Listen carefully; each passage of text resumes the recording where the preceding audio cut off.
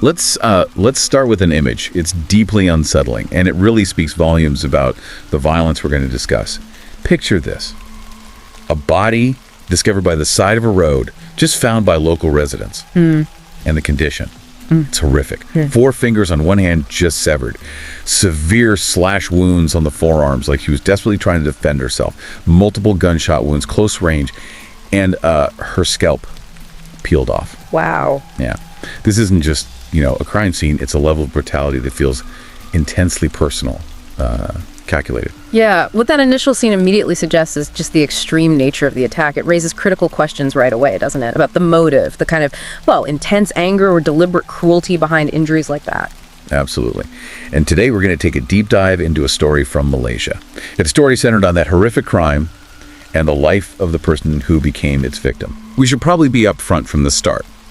This story involves some deeply sensitive topics.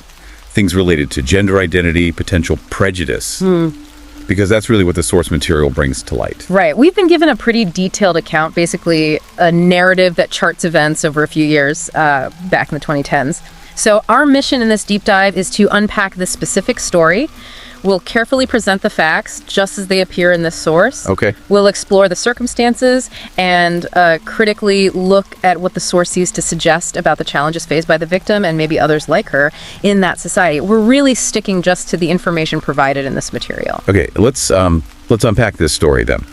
Starting with the person at the heart of it all. The victim was Sameera Krishnan, though she was widely known and preferred to be called Mila. Right, Mila. According to our source, she was born in 1991 in Pekan, Pahang, Malaysia. Youngest of 4 siblings from an Indian-Malaysian family. And the source paints a picture of, a joyful early life, actually. She's described as lovely, cheerful, bright. And importantly, our source highlights that from a pretty young age, Mila identified as female. Okay. So, for listeners who might not be familiar, this just means her internal sense of being a woman differed from the sex she was assigned at birth. And the source makes a really crucial point here. Yeah. Her family, her friends, they were incredibly supportive, very accepting. They loved her for who she was. That's so important. Definitely. As she became an adult, she underwent medical consultation and gender affirmation surgery procedures that, many transgender individuals undergo to align their physical body with their gender identity. And she lived openly as a woman. Her family continued to embrace her fully, treated her as, their daughter, their sister. So, how did her life change as she got a bit older? Did she stay in Pion? Well, when she was 19, the source tells us she moved about 100 kilometers away to Klang in Selangor, looking for work. She found a job there working as a florist. Okay, a florist. And even with that distance, she stayed connected with her family. Yes, our source really emphasizes that. She maintained close ties, visiting, sharing updates about her life, kept those family bonds strong. Right. Now, to really grasp Mila's story, I think we have to understand the backdrop, sort of broader societal context in Malaysia, at least as it's depicted in our source material. Yeah.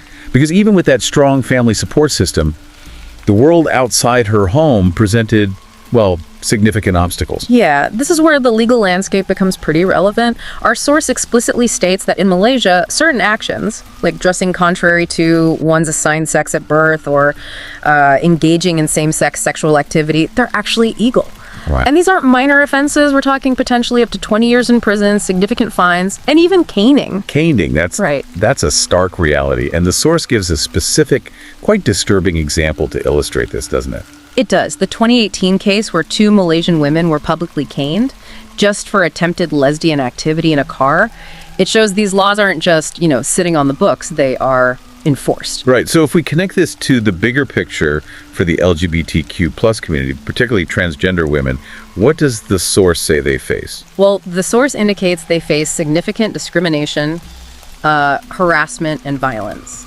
While exact numbers for the community size aren't readily available, they are present, often working in visible roles, say in places like Kuala Lumpur. Okay. But acceptance, it seems, varies a lot by region, and individual experiences can range dramatically, from verbal abuse all the way to severe physical and psychological violence. And the source makes a critical observation here about government protection. Yeah, it points to a perceived lack of government protection for this group and that they face considerable pressure from parts of society who, as the source puts it, kind of want them to change.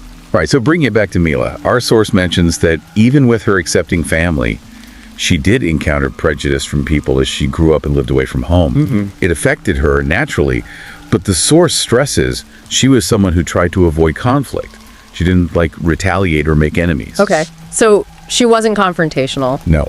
But here's where the story takes a really dark and, frankly, deeply unsettling turn.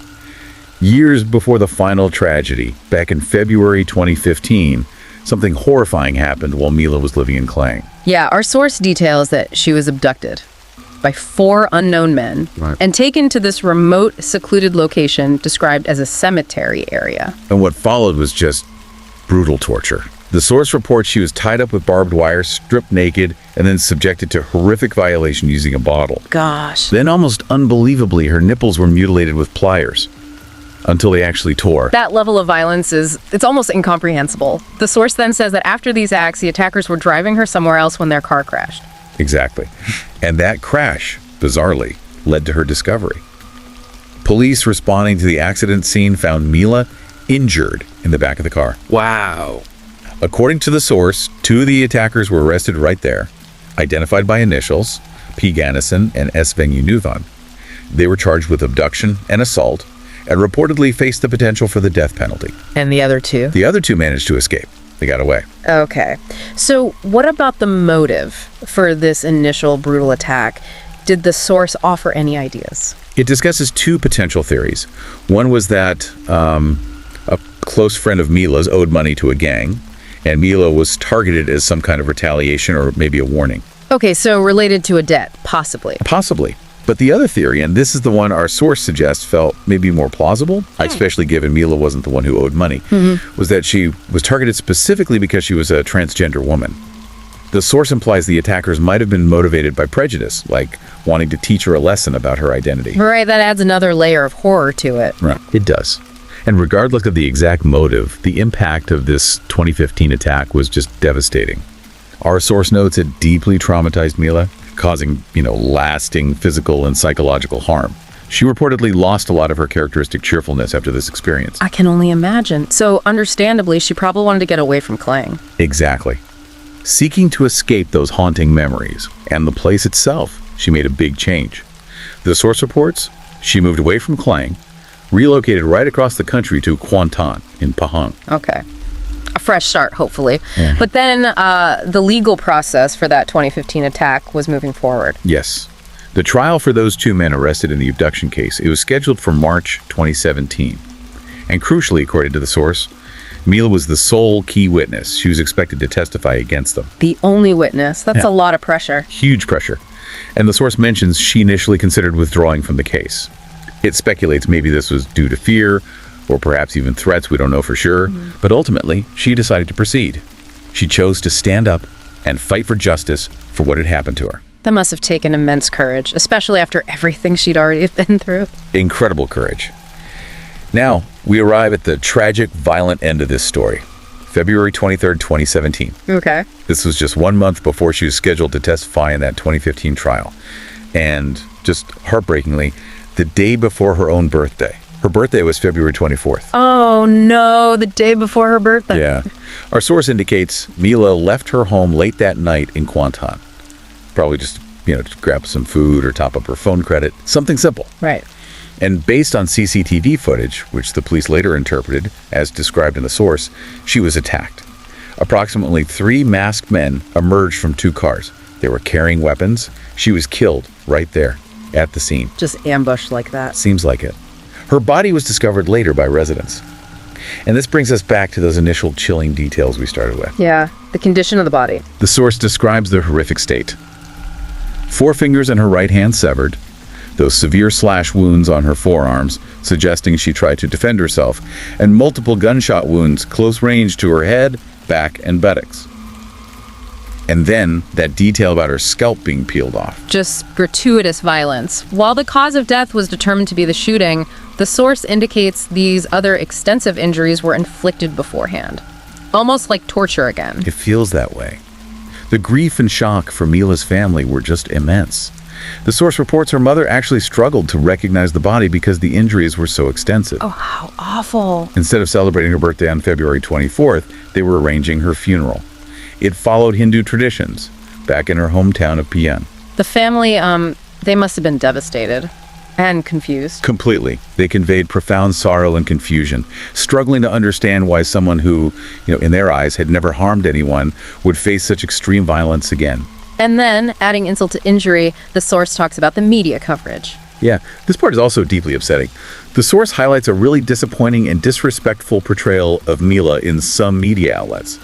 Many reportedly use derogatory terms like pondin, which is a dismissive term often used for effeminate men or transgender women in Malaysia, or described her as a man dressed as a woman. Some even use male pronouns, just showing a complete disregard for her identity and causing, further pain to her loved ones. That's terrible. The source also points to a specific example, right? A radio station. Yes, a particularly disturbing one.